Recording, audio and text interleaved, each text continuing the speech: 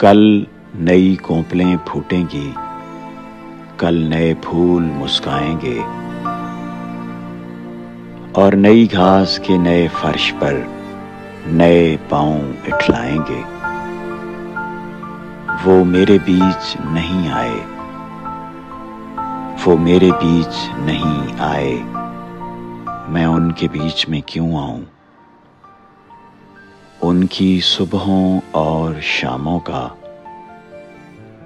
उनकी सुबहों और शामों का मैं एक भी लम्हा क्यों पाऊं। मैं पल दो पल का शायर हूं, पल दो पल मेरी कहानी है, पल दो पल मेरी हस्ती है, पल दो पल मेरी जवानी है।